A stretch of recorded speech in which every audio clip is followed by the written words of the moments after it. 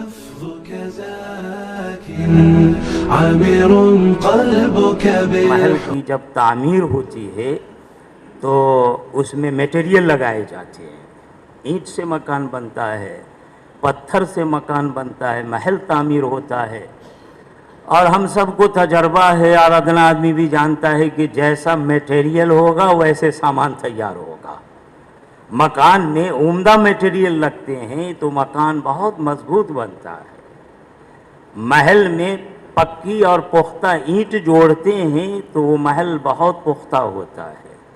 عمارت میں اگر اچھی طرح سے تراش کر کے پتھر لگاتے ہیں تو وہ عمارت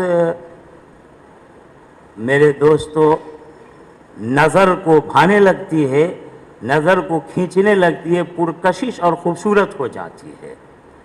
اصل کمال میٹیریل کا ہے، اس مکان کا کمال نہیں ہے.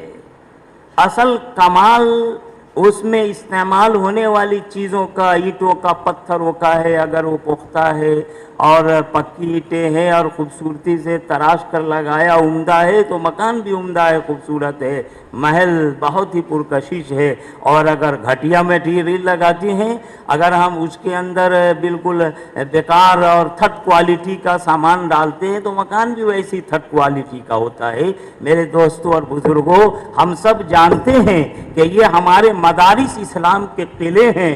یہ بھی جانتے ہیں کہ اسلامی افکار و نظریات کی حفاظت انہی مدرسوں سے ہوتی ہے. اور میرے دوستو، یہ مدرسہ جو ایک قلعہ ہے، یہ مدرسہ جو ایک محل ہے، یہ جو حفاظت کی ایک جگہ ہے، یہ بھی میٹیریلوں ہی سے تیار ہوتا ہے. اور اس کے میٹیریل مدرسے کے طلبہ اور اساتذہ ہیں. اساتذہ ہم سب بھی طلبہ ہی اپنے آپ کو سمجھتے رہے ہیں. آخر دم تک، مرتے دم تک طالب علم سے کوئی فارغ ہی نہیں ہو سکتا ہے. مجھے یاد آتی ہے حضرت علی میاں ندوی رحمۃ اللہ علیہ نے ایک دفعہ طلبہ میں بیان کرتے ہوئے فرمایا تھا کہ آج بڑا المیہ ہے کہ مدرسے سے طلبہ نکل کے جب جاتے ہیں تو اپنے آپ کو کہتے ہیں ہم فارغ ہو چکے ہیں.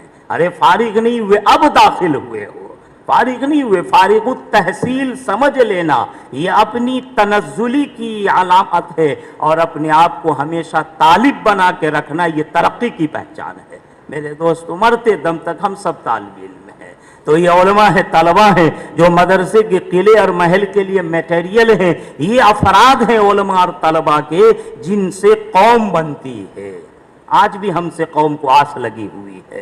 ہر زمانے میں قوم کو علماء ہی سے میرے دوستو امیدیں لگی تھی، اور قیامت تک یہ امید باقی رہے گی جب تک خیر کا سلسلہ رہے گا. میرے دوستو اور بزرگوں، ہم افراد، علماء، طلبہ یہ قوم کے لیے ہیں، ہم سے قوم بنتی ہے. اور یاد رکھو، جب افراد ٹھیک ہوں گے تو قوم بھی ٹھیک ہوگی، اور جب قوم ٹھیک ہوگی تو اسی ٹھیک قوم سے دنیا بھی آباد ہوگی. میرے دوستوں اور بزرگوں، انہی افراد سے، علماء سے یہ دنیا قائم ہے.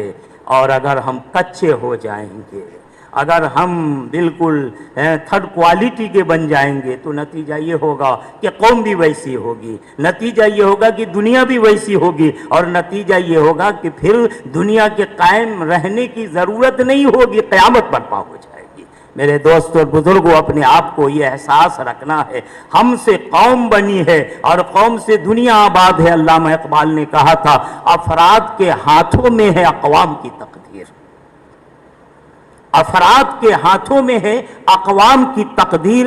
ہر فرد ہے ملت کے مقدر کا ستارہ. میرے دوستو، پوری ملت کا ستارہ جو چمکے گا وہ ہمارے ہی ذریعے سے چمکے گا. کاش اللہ پاک کو ہمیں خود چمکنے اور قوم کو چمکانے کی اللہ ہم سب کو توفیق عطا فرمائے.